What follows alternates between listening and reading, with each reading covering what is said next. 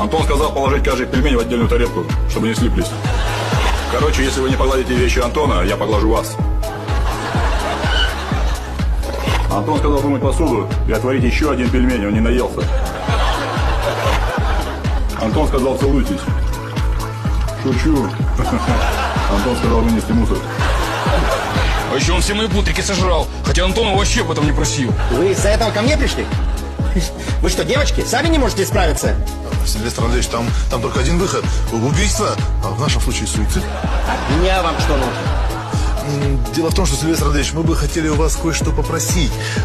Не денег, но этого у вас тоже очень много. Слышь, у меня на ребусе времени нет. Что надо? Как бы это поделикатнее сказать-то? Дайте нам Гену, пожалуйста.